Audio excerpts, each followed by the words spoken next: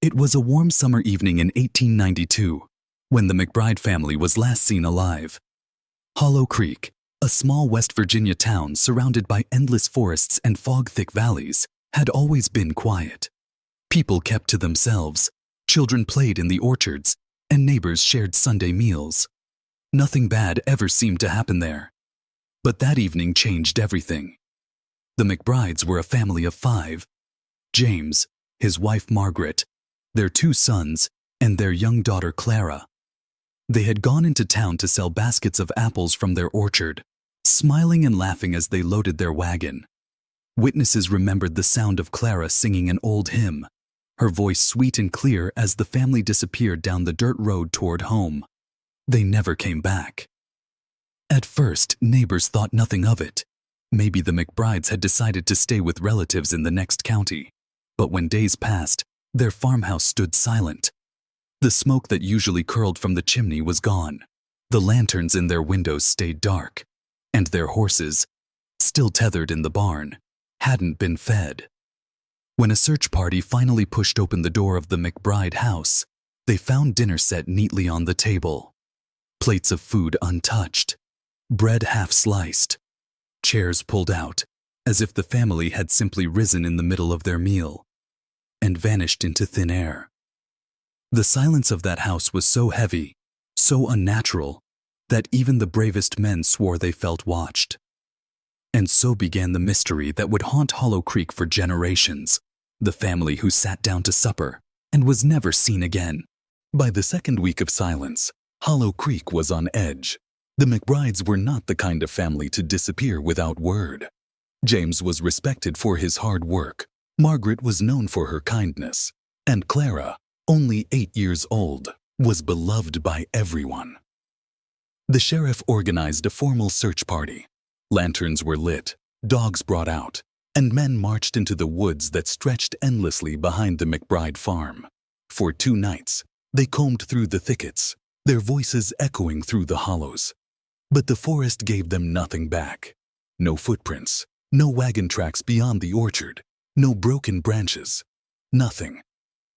Back in town, whispers started. Some said the family had been cursed. A traveling preacher once warned James McBride that the land his house stood on was marked. Others swore they heard strange noises in the orchard late at night, not animal sounds, but something heavier, slower, like footsteps that stopped the moment you listened for them. Then there were the children of Hollow Creek. They whispered that Clara had told her friends about a man in the trees.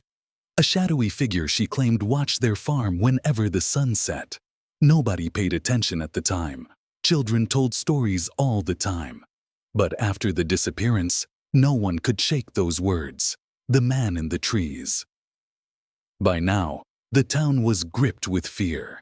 Mothers locked their doors. Fathers carried rifles when walking home after dusk. The woods that once gave life to the town now felt alive in a different way, darker, hungrier. And every night, when people passed the McBride farmhouse, they swore they could still see that supper table through the window, plate set, bread half sliced, waiting for a family that would never return. The third week began with stubborn determination. The sheriff, tired of whispers and wild theories, vowed he would not let Hollow Creek become a town of cowards. He gathered his deputies, along with 5 strong men from the town, and they set out once more into the woods. This time, they brought heavier supplies, rifles, rope, sacks of food. They swore they would not come back until they found a trace of the McBrides. The townsfolk stood in silence, watching them march into the tree line. But when night fell, and the lantern should have been glowing on the horizon, nothing appeared. No voices, no shouts, no flicker of firelight. Just silence. By dawn, the men had still not returned. Their wives and children waited by the sheriff's office, holding candles in the morning fog. And then, a sound cut through the quiet, a dog's howl. One of the hounds, its leash torn, staggered back into town. Its fur was wet, its eyes wide, and its muzzle stained with something dark. The searchers themselves never came back. Fear now became something else, despair. The people of Hollow Creek began to avoid the Orchard Road altogether. Families who had lived near the McBrides for generations packed up their wagons and left without goodbyes. Those who stayed whispered that the woods had taken them, and yet in the nights that followed, some swore they saw faint lights moving between the trees, lanterns bobbing up and down, as though the missing men still wandered, forever lost in the forest. The sheriff's office remained locked. His chair sat empty. His badge hung useless on the wall. Hollow Creek was no longer protected. The McBrides had vanished. Now, the men who went looking for them had vanished too, and the townsfolk began to wonder.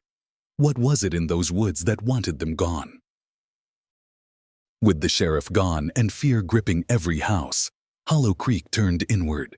People barred their doors and kept their lamps burning through the night. But fear has a way of loosening tongues, and soon, neighbors who had kept their silence began to speak. Mrs. Holloway, who lived just half a mile from the McBrides, was the first. She told the preacher that in the weeks before the family vanished, she had heard strange noises drifting across the orchard, a low hum, almost like chanting, that rose and fell long past midnight. At first, she thought it was the children playing. But when she called across the field, no one answered. Then came Mr. Dawes, the blacksmith. He admitted that he had seen the McBride children wandering near the creek at dawn, their faces pale, their movements stiff, as if they were sleepwalking. When he called to them, they only turned their heads together as one and stared at him without a word. Others began to tell of shadows seen moving behind the attic windows of the McBride house, even when the family was said to be outside in the fields. Worst of all was old Miss Adler, the midwife. Her voice shook as she told anyone who would listen. That house was not right. The air was heavy around it, like something was watching all of us through their walls. Rumors spread quickly now, each more terrible than the last. Some said the McBrides had made a pact, a bargain with the dark things that lived in the hills. Others swore they had been taken because they strayed too close to something buried under the soil of that orchard. Whatever the truth, one thing became certain. No one dared go near the McBride farm. Even passing on the road beside it was enough to make travelers shudder. The house still stood. The orchard still grew.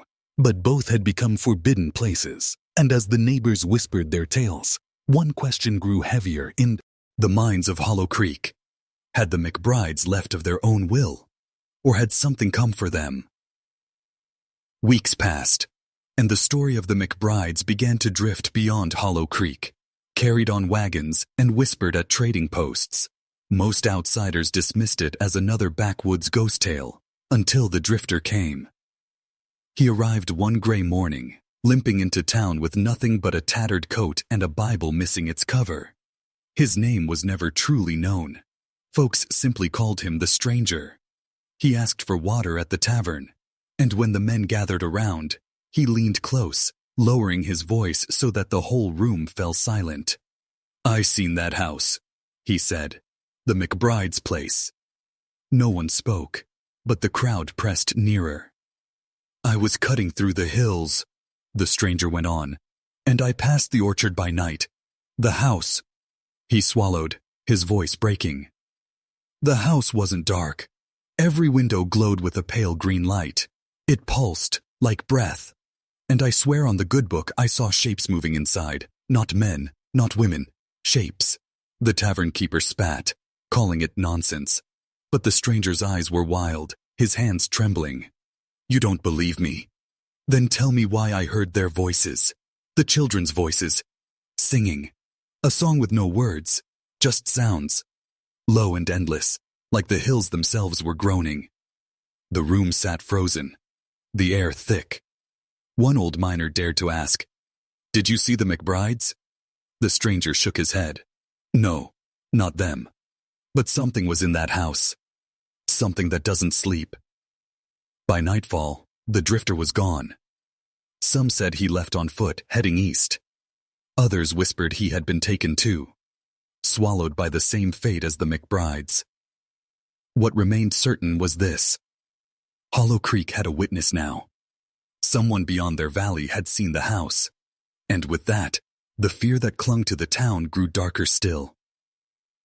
Bika, use if the house glowed at night, and if voices were truly heard within, then perhaps the McBrides had never left at all. Fear gripped Hollow Creek, but fear can only hold men so long. At last, a small group decided that whispers were worse than the truth. They would go to the McBride house themselves. It was a storm-heavy evening when 4 men gathered: the blacksmith, the tavern keeper, the minister, and a young farmhand eager to prove his courage. Each carried a lantern, though the minister alone brought a Bible, tucked firmly beneath his coat. The walk through the orchard was silent, but for the sound of branches scratching in the wind. The trees, once full of life, seemed twisted now, their bark pale, and their apples rotting black on the ground. When they reached the house, all 4 froze. Every window, just as the drifter had said, glowed faintly, not like firelight, but a color that unsettled the stomach, a green that shimmered and shifted as though alive. The tavern keeper muttered that it must be tricks of lightning, but there was no lightning, only the steady glow. The blacksmith was first to place his hand on the door. The wood felt warm, though the night was cold. He shoved it open. Inside, dust coated every surface, and yet, the air moved. A low hum pulsed through the walls, like the beating of a buried heart.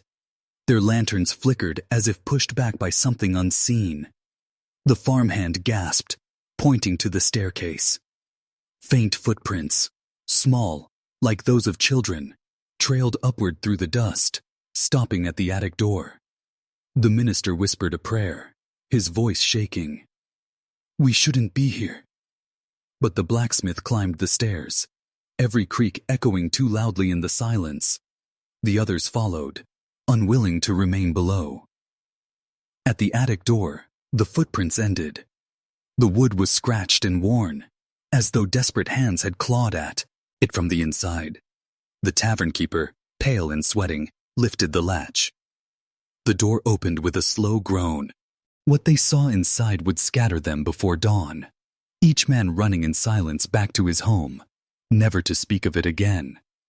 And though the town pressed them for answers, not one of the 4 would ever describe what lay in the McBride attic. Only the farmhand, years later, whispered on his deathbed, "It wasn't empty, and it wasn't human." In the days after the 4 men entered the McBride house, Hollow Creek grew stranger still. The blacksmith boarded up his forge and refused to take work. The tavern keeper locked his doors, leaving thirsty men pounding at the shutters. The minister gave his last sermon and then abandoned the church, leaving the Bible open on the pulpit as though mid-thought. And the farmhand, who had gone in a boy eager to prove his courage, was found wandering the orchards at night, muttering prayers he did not seem to understand. His hair, once dark, had turned almost white. The townsfolk begged for answers, but each man shook his head, lips sealed as though stitched by an invisible thread. They would not speak of the attic. That silence weighed heavier than words. People began to whisper that something had followed them back. Children cried of shapes outside their windows. Cattle were found dead in their fields, their eyes gone, their bodies untouched otherwise. Doors slammed in the night, even when bolted. The orchard spread its rot, black fruit falling in heaps. Even those who had never tasted a McBride apple felt the sickness creeping in. Finally, one desperate family packed their wagon and left Hollow Creek under moonlight.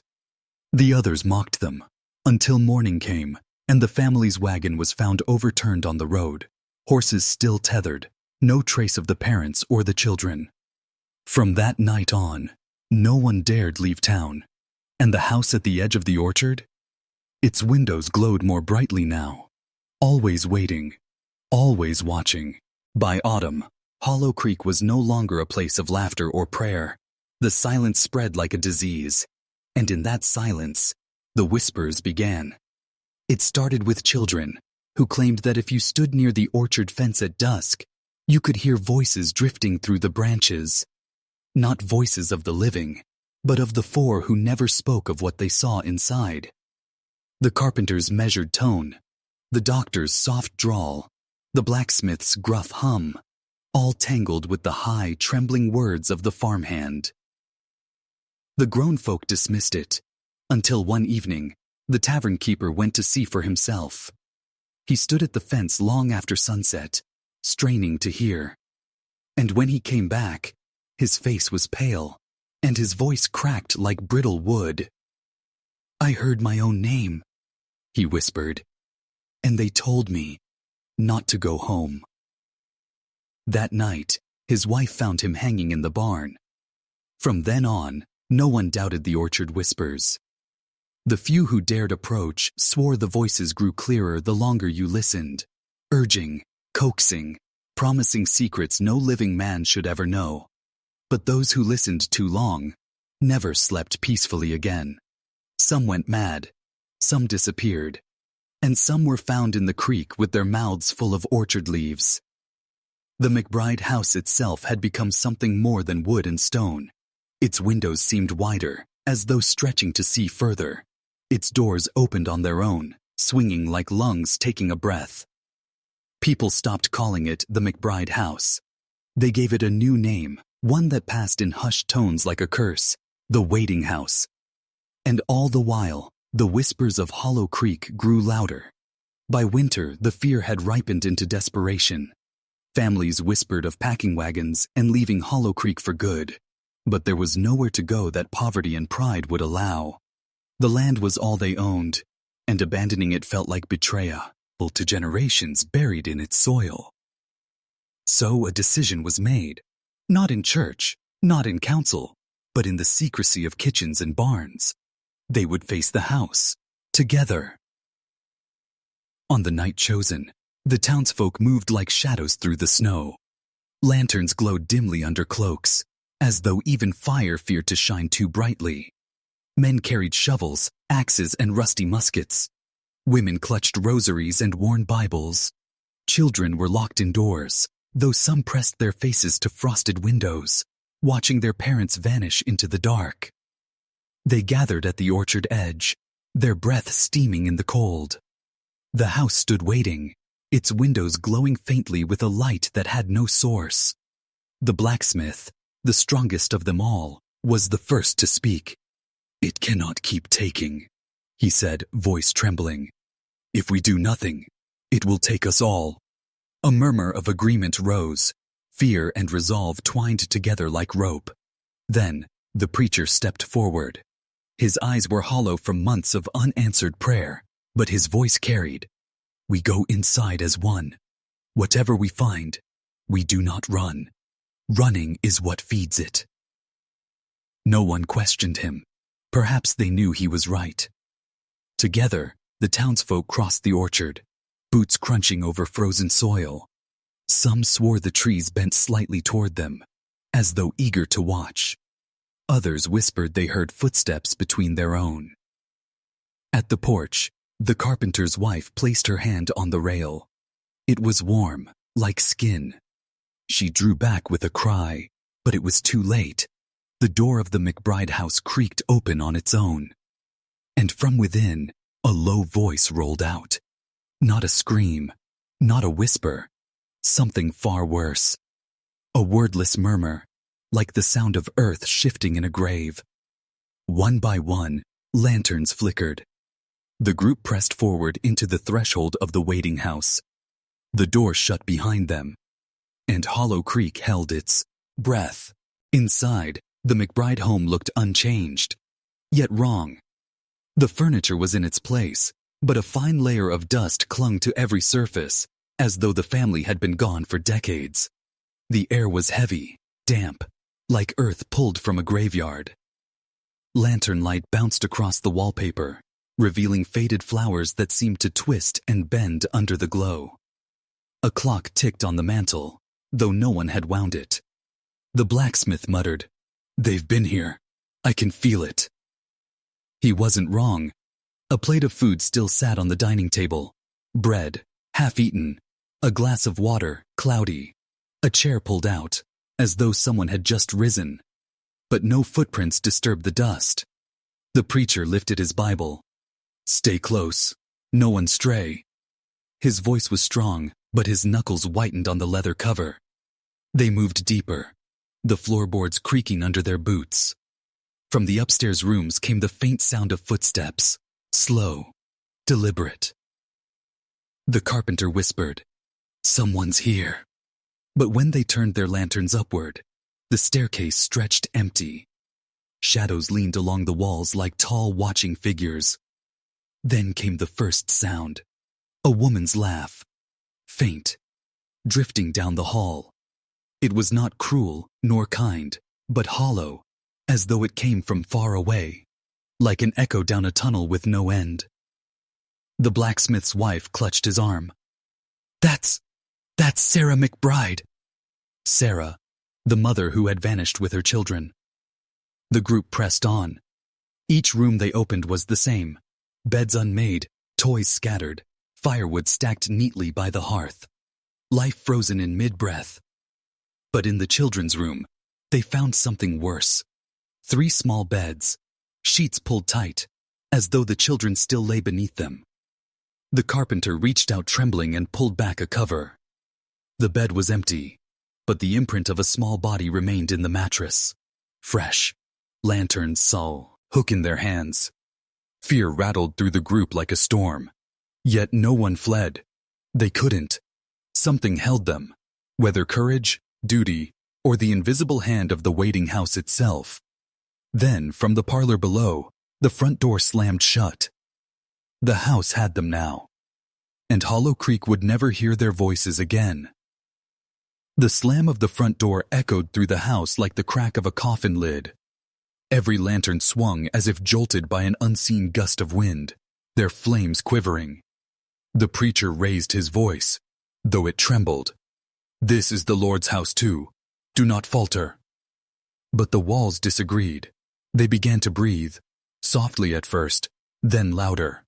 A groaning sound, like wood bending under a heavy weight, except no one moved, and no storm pressed against the roof.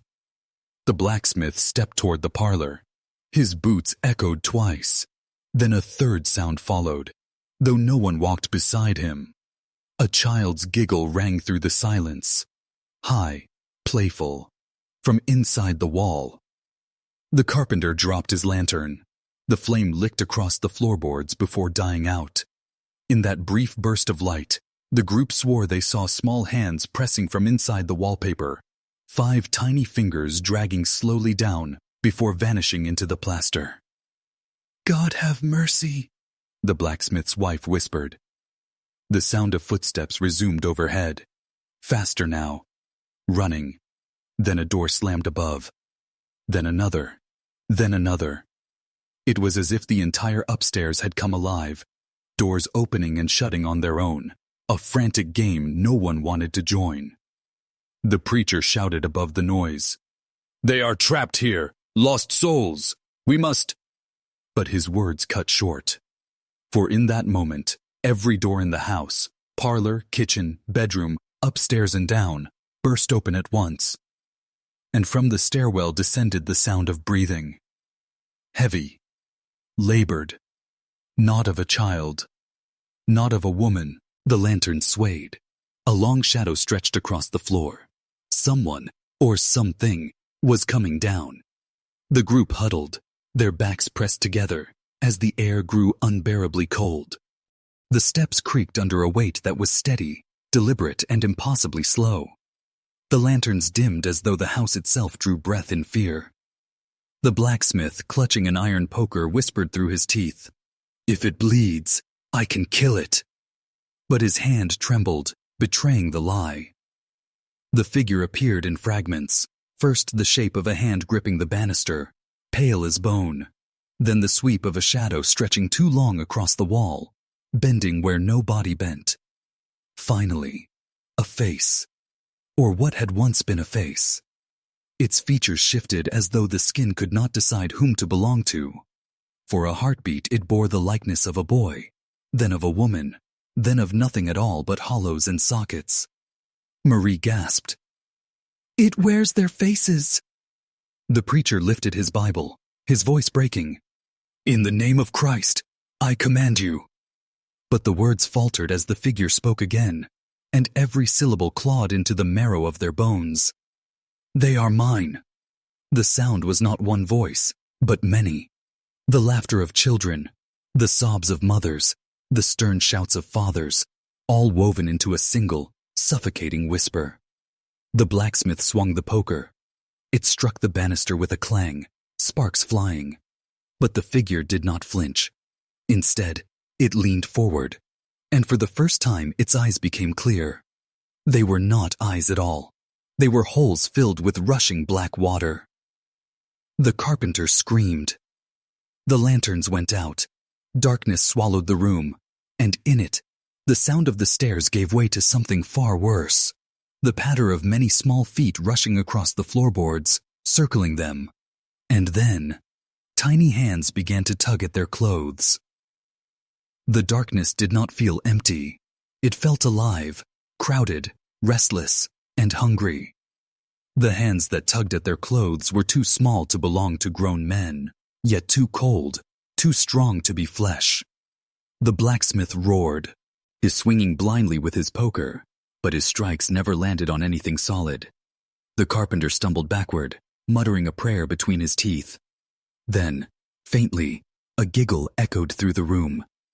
Not cruel, not kind, just hollow. Another followed, and another. Soon, the house was filled with the sound of children laughing, though none of them were alive. A high sing-song voice rose above the noise. "Round and round, the circle goes. Who it catches, nobody knows." Marie froze.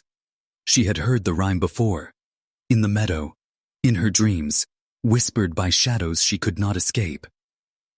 Suddenly, lanterns flickered back to life, though no one touched them.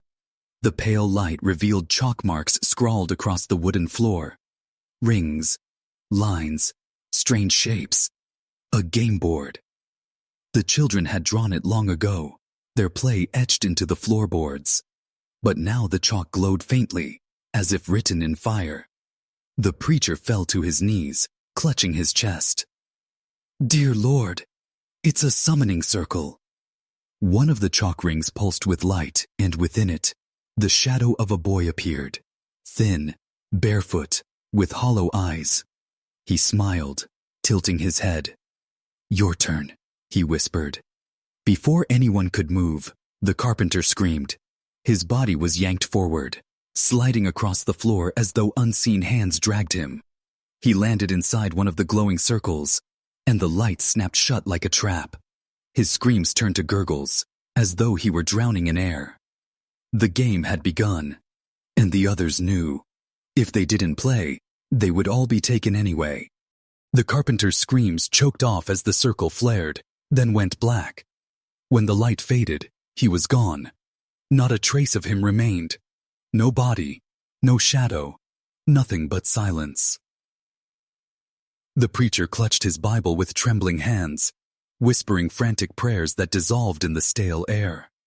The blacksmith, face pale and sweating, tightened his grip on the iron poker, as though metal alone could guard him against what was happening. Marie stood frozen, her breath quick and shallow.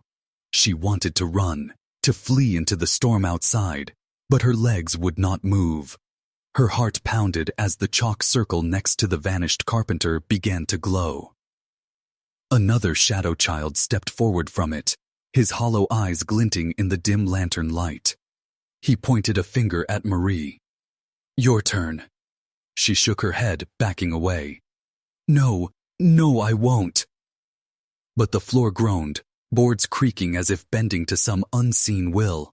Her feet slid forward against her will, dragging her toward the circle. She dug her nails into the wooden floor, splinters slicing her fingers, but the pull was too strong. The blacksmith roared, rushing forward. With all his strength, he swung the poker across the glowing chalk, breaking the ring. Sparks exploded, and the pull on Marie ceased. She collapsed to the ground, gasping for air. The circle hissed, then dimmed. The shadow child inside screamed, Not in pain, but in fury. The sound rattled the windows and shook dust from the rafters. "You broke the rules!" The voice thundered, suddenly deeper, darker, no longer that of a child. The lanterns shattered all at once, plunging the house into pitch-black darkness again. The laughter returned, louder this time, echoing from the walls, the floor, the ceiling. It was no longer playful. It was a promise of punishment. The preacher's voice trembled in the dark. "Dear God, it's not a game anymore. It's a trial." The blackness inside the house pressed in on them, heavy and suffocating. The laughter faded into silence, replaced by a low rumble that seemed to rise from beneath the floorboards as though the earth itself had come alive. Then came the whispers. Soft at first, like wind slipping through cracks in the walls. Voices of children, but warped, overlapping, each word dragging like nails across glass. "You broke it. You cheated. Now someone must pay." Marie clung to the blacksmith's arm, trembling. The preacher gripped his Bible, whispering prayers louder and louder, as though his words could outshout the voices. But nothing drowned them out. The chalk circle the blacksmith had shattered began to glow again, this time with a burning red light. From it, smoke poured upward, thick and choking. Within the smoke, shapes moved, small hands, clawed fingers, eyes gleaming like coals. The carpenter's voice suddenly rang out from the smoke, not as a scream this time, but as a plea. "Help me, please. I'm still here." Marie's breath caught. "He's alive!" she cried, trying to rush toward the smoke. The blacksmith pulled her back. "No, that's not him. That's not—" But it was too late. A hand shot out of the smoke, small, blackened, but with the carpenter's wedding ring still on its finger. It grasped for Marie's wrist, icy and burning at once. The blacksmith roared, swinging the poker again, slashing through the smoke. The hand vanished, but not before leaving a deep, blistering mark on Marie's skin. She screamed, clutching her arm, the angry red imprint glowing like a brand. The preacher stumbled backward, tears in his eyes. "The game has rules. We don't set them. We just play.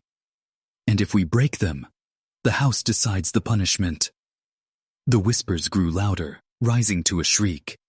The glowing circle pulsed once more before fading into black. The carpenter's voice fell silent. Marie sobbed, staring at her burned wrist. "It took him. And now it's marked me. What happens when the next rule is broken?" The preacher's voice shook. "Then it won't stop at marks. It will take flesh. It will take souls." The storm outside raged harder, slamming against the windows as though the night itself wanted in. And deep in the darkness, a child's voice whispered, clear and sharp, "One down, 3 to go." The house grew quiet again, but it was not a natural silence. It was thick, deliberate, as though the building itself were listening. The storm outside continued to rage, but its noise felt distant, muffled, as if the house had swallowed every sound that touched it. The preacher, still clutching his Bible, noticed something odd along the cracked plaster of the parlor wall. At first, it looked like scratches, marks left by rats or by time. But when he raised his lantern, the lines glimmered faintly. Not scratches at all. Words. Marie drew closer, her burned wrist trembling as she lifted her hand toward the writing. Carved deep into the wood beneath the plaster, the letters were jagged and childlike, but unmistakable. "The game has rules." Beneath that line, more words revealed themselves in the flicker of lamplight. "You do not leave once you have entered. You do not speak of the dead. You do not break the circle. You do not refuse a turn." The blacksmith stepped forward, his jaw tight. "That's it? Just 4 rules? What kind of—" Before he could finish, another line appeared beneath the others, etched into the wood as though an invisible hand was carving it at that very moment. "If you fail, we choose." Marie recoiled, clutching her branded wrist. "We choose?" Who's we? The lantern flickered violently, and for a heartbeat, the wall seemed alive, covered in the faint silhouettes of children's hands, dozens of them, pressing outward from the wood as if reaching for escape. The preacher fell to his knees, his voice breaking. It's them, the ones who never came back. Your souls are bound here, and they're the ones enforcing the game. The blacksmith spat on the floor, anger burning through his fear. If it's a game they want, fine. But I'll be damned before I let some ghost children tell me when to take a turn. The wall behind him groaned, and every lantern in the room went out at once. In the sudden blackness, a child's voice giggled. Not one voice, dozens. Boys and girls, layered together, high-pitched and hollow. You'll play, they sang in unison. You'll all play. And then, from the shadows, something began dragging itself across the floor.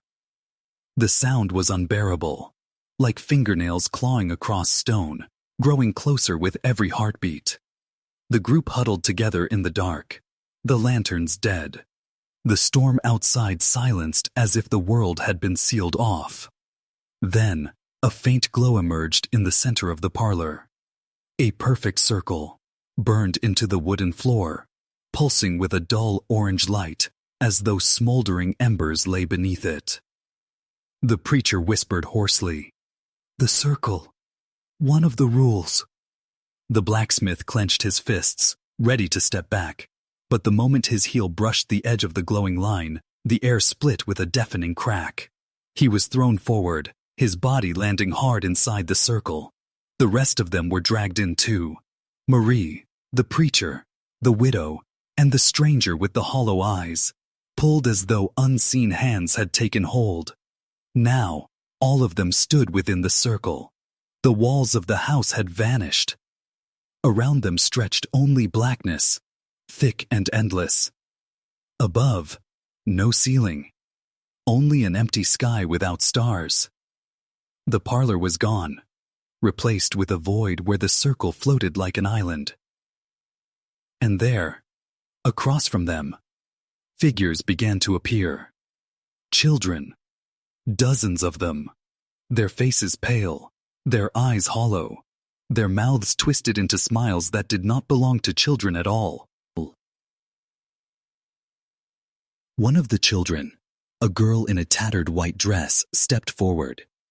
She carried a broken doll whose head was cracked open. Her voice was small, sing-song, and terrifying in its sweetness. "You are in the game now. One must go first." The preacher stammered. "Go first? First in what?" The girl tilted her head, stroking the doll's broken face. "In remembering, in confessing, in giving us your story." The other children began to chant, their voices overlapping like waves. "Tell the truth, or we take you. Tell the lie, and we break you." Marie clutched her burned wrist, her breath shallow. The stranger with the hollow eyes stepped forward, his voice low and steady. "I'll go first." The children smiled wider, their teeth gleaming in the dim light. The girl with the doll pointed at him. "Then begin. Tell us what you buried." The circle glowed brighter, and the void leaned in closer, as if it too wanted to listen. The man with the hollow eyes stood still, his shadow stretching unnaturally long across the glowing floor. His hands trembled, not from fear, but from something deeper, like a man forced to unseal a wound he had hidden for years. The children, silent now, waited with wide, unblinking eyes.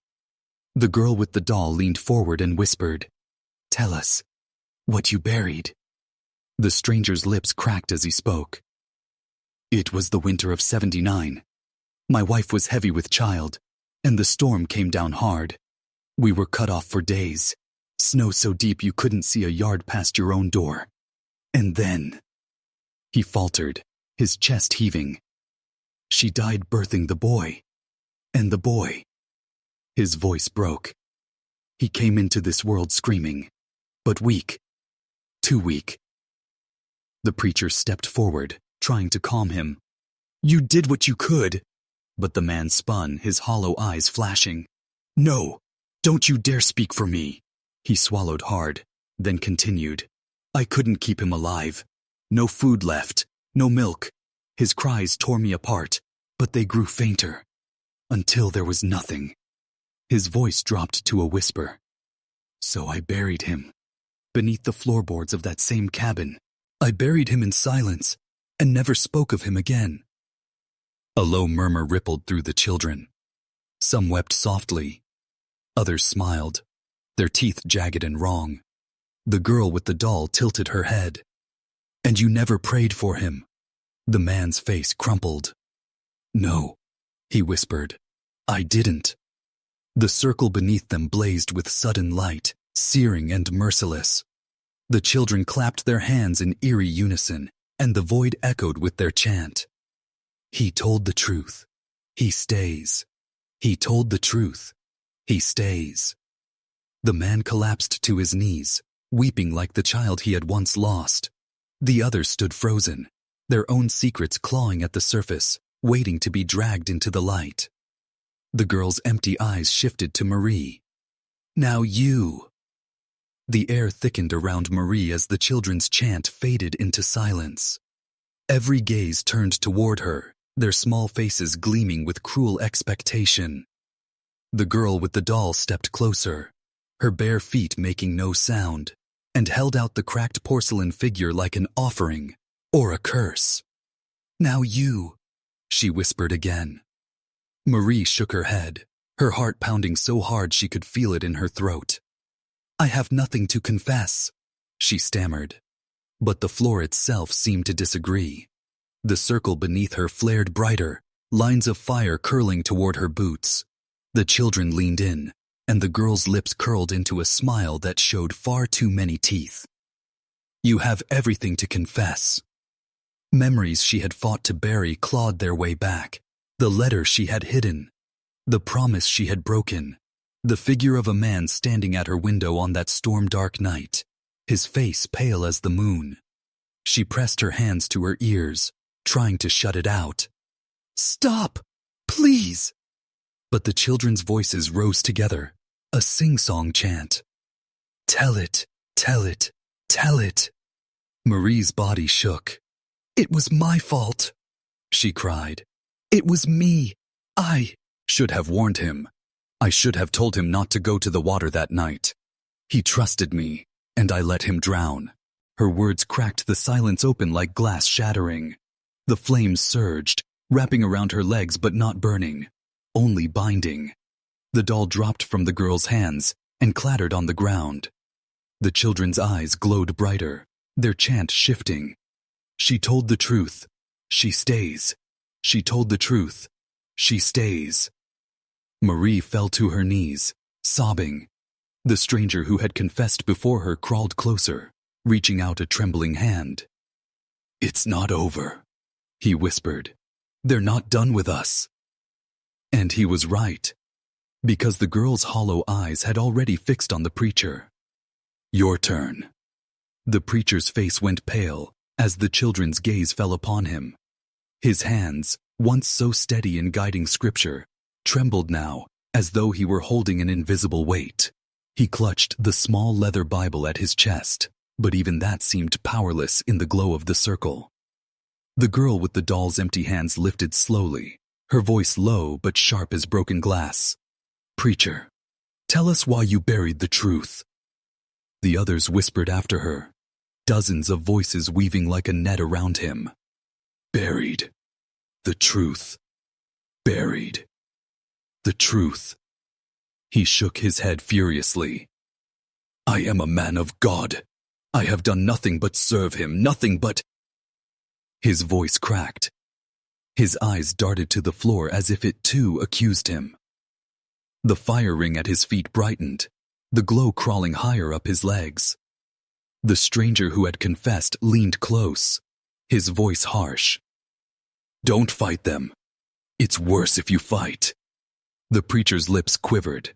Then, with a shudder, he dropped his Bible. The pages fluttered open as if some unseen hand had turned them. His words spilled out like poison he could no longer keep inside. I lied, he whispered. The boy who drowned, I saw what pulled him under. It wasn't the current. It wasn't the rocks. It was her. Gasps filled the circle. The children leaned forward, eyes gleaming like lanterns in the dark. She called him into the water. The preacher choked, his voice rising. I saw her standing there, pale as bone, singing. I saw her hand reach out, and His words broke into sobs. And I said nothing. I let the town believe it was an accident. I buried the truth because if I spoke, they would know I believed. And if I believed, then so would they. The children's chant shifted, growing deeper, darker. He knew, he knew, he knew. The flames surged around him, curling like ropes binding his arms. His face twisted in pain, though no fire consumed him. Marie, still on her knees, turned to him with wide, wet eyes. What did you see? She begged. Who was it? Who called him? But before the preacher could answer, the girl with the doll smiled again. And this time, it was not the smile of a child at all. It was the smile of something that had waited, year after year, for its story to be told. The preacher's words hung heavy in the night air. The circle grew so still that Marie could hear her own heartbeat echoing in her ears. Even the crickets, even the wind in the trees. Everything seemed to hush, waiting for what came next. Then, softly, almost too soft to notice, came the sound. It was a hum, a lullaby drifting low, carried on a voice that was neither near nor far, neither young nor old. The sound trembled through the clearing like the ripple of a pebble dropped in water. The children swayed, their eyes glazed as if the song belonged to them, as if it had called them once before. Marie clutched her shawl tight, whispering, Do you hear it? Do you hear her? The stranger nodded, his face pale. That's the song. That's what they followed. Once you hear it, you never stop hearing it. The preacher dropped to his knees, clutching his ears. I told myself it wasn't real.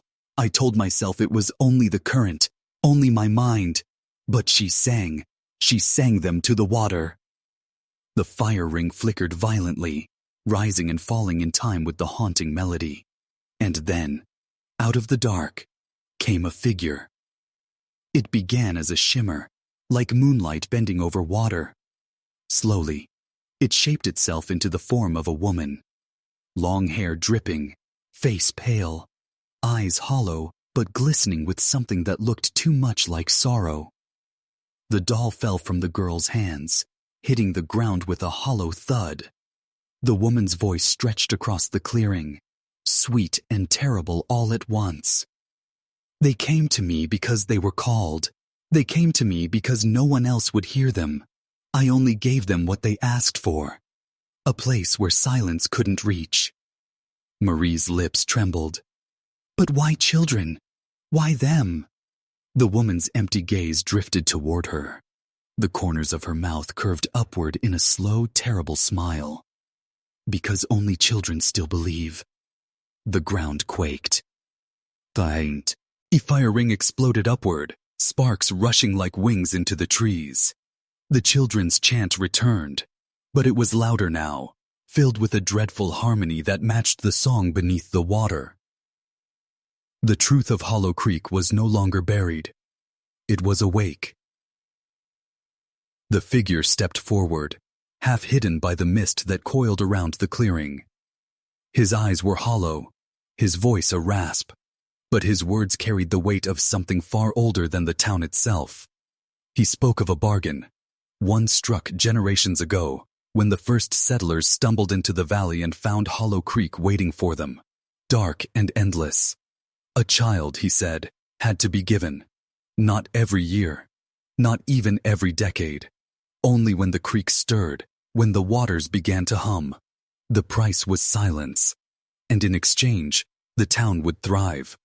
Crops would grow where soil should have been barren.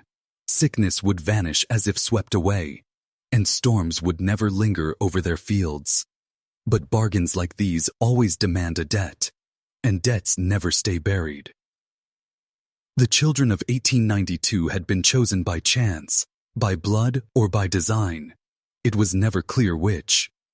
All that mattered was that Hollow Creek had called, and the town had obeyed. The figure's voice fell into a whisper as he said, "They never came back, because they were never meant to." The humming rose, deeper than before, rattling against windows and pressing against ribs. Marie clutched her lantern tighter, its glow flickering like a dying heartbeat. Around her, neighbors exchanged looks of dread, some with guilt, others with quiet acceptance. The truth could no longer be denied. For decades, the town had lived beneath this secret, its silence as binding as the bargain itself. Each family had whispered warnings, passed down from parent to child, but never spoken aloud. To break the silence was to risk the wrath of the creek.